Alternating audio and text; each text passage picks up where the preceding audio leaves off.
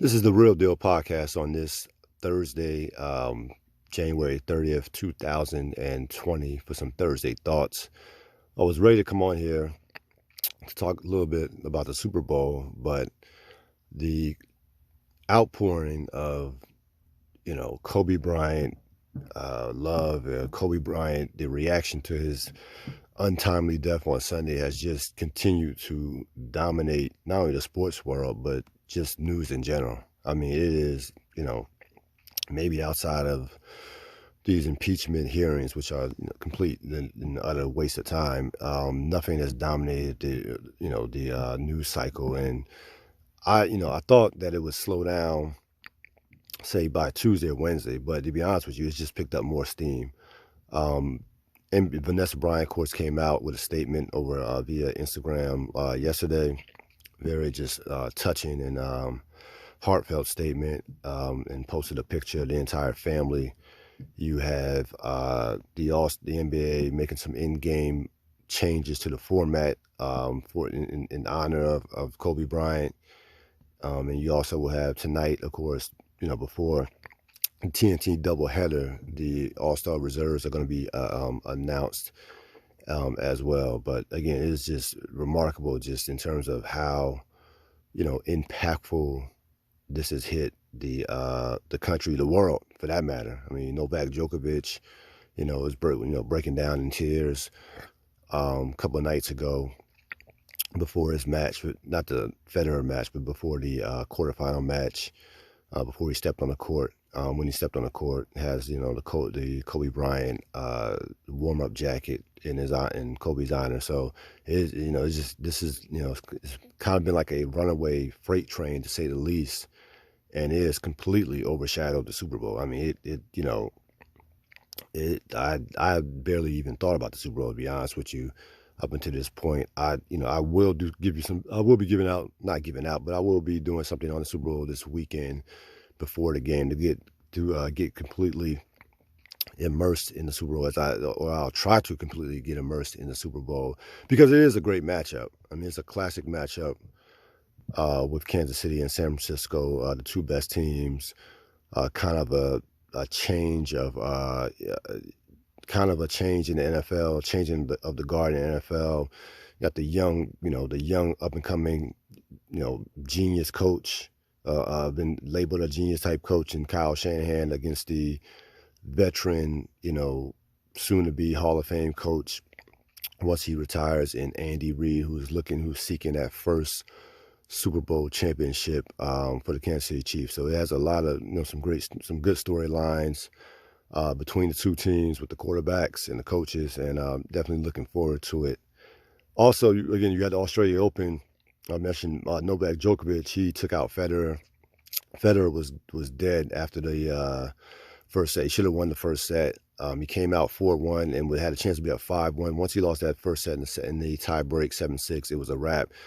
And then the muscles started hurting. Then he first set, when he wasn't he was healthy in the first set, but as the match wore on, you can get a sense that mentally that took a toll on him, and it led to, of course, certainly didn't help him physically, as he already came into the match with some issues with the shoulder and what have you, and just frankly with old age. I mean, he's 30. It's incredible to watch Federer at 38 still be playing at this level. It really is. I mean, he's in the semifinal of a major against one of the great players of all time, and really, I think if he were healthy, he might have beaten Djokovic. I mean, he was playing that well in the first set, but that's old age at tennis. He shouldn't even be, really, he should be retired, considering his age, but he still, maintains that level of play. Djokovic is seeking a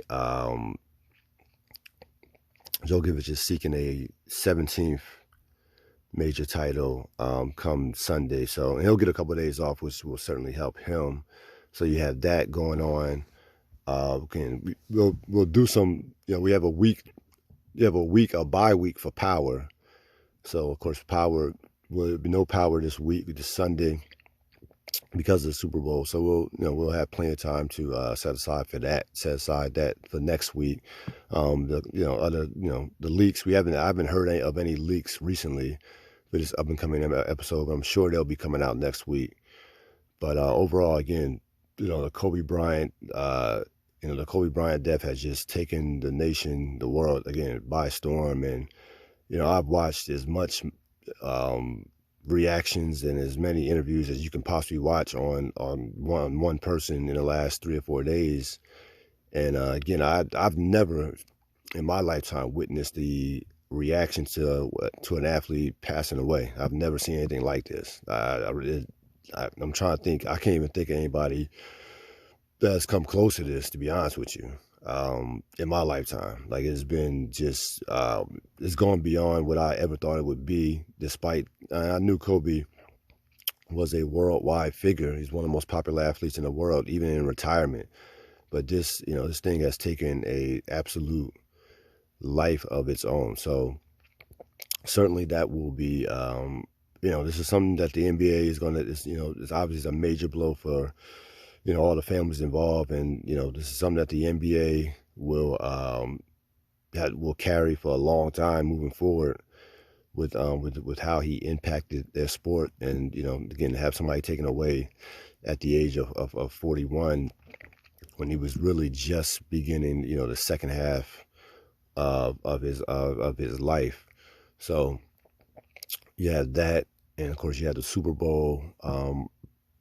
Women's Australian Open, I don't think anybody really cares about it, to be honest with you, with no Serena in it. Djokovic seeking title number 17 as he gets closer to Federer, and also Nadal. Nadal, of course, got eliminated.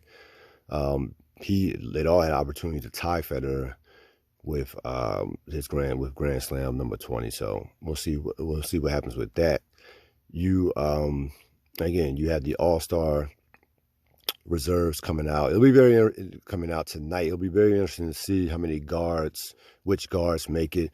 In the Western Conference, Lillard and Westbrook, to me, are absolute locks to make it. I'll be very interested to see if Bradley Beal makes it in the Eastern Conference, which Celtic makes it, Tatum or Jaylen Brown. Speaking of Westbrook and Lillard, that was a tremendous performance last night by both those players going at it. And to me, the thing that came out of that game is what has happened to James Harden. I mean, James Harden has been, missing in action for about the last 2 weeks, to a point to where I know he has been nicked up a little bit, but to me it looks like it's absolutely psychological. I mean, his game has completely just vanished. When he doesn't get calls, he gets less aggressive. He starts just, jacking threes, and he doesn't go to the rim. He doesn't go to mid range. He doesn't go to floaters. He just, it's three or free throws. That's it. That is his game right now. Again, but when he doesn't get calls, he is just basically abandoning ship in terms of what he's trying to do offensively. So he's been awful the last 2 weeks. I feel bad for Westbrook. Westbrook has had to offensively carry them for the better part of 2 to 3 weeks, and and Westbrook has played great, not taking as many threes, and which Harden could learn from. Harden could learn from how Westbrook's approach right now, in terms of just stop shooting all these threes. I mean, he should be cutting his threes in half. So it's going to be, see how that plays out over the course of the season. But certainly Harden, Westbrook, and Lillard has been just off the charts. I mean, that performance last night, forget about the triple-double. You know how I feel about triple-doubles. I can care less. But Lillard was in complete control of that game. He has zero fear of Westbrook. I think he's embraced playing against Westbrook. Playing against Westbrook, has no fear of Westbrook whatsoever. And there's, you can tell at the end of the game when they embrace each other, there's a respect there. I mean, those guys go at it tooth and nail. And that right now, that to me is the best point guard matchup in the league right now, especially with Steph Curry being hurt. Zion Williamson continues to amaze. If he can stay healthy, there's no question that he's going to be a franchise superstar caliber player. I mean, I haven't seen a player be able to use their body the way he does since Charles Barkley. Like he already at the age of 19 knows how to use his body to get position, to get in between the basket, to keep his defender off him, defender off him, post ups. I mean, he's doing stuff that that he shouldn't be doing at the age of 19 as far as just being, basketball IQ, how to use his body, having a nose for the ball.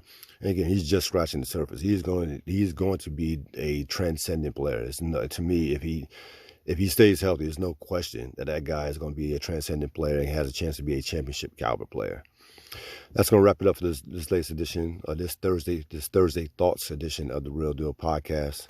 I'm out.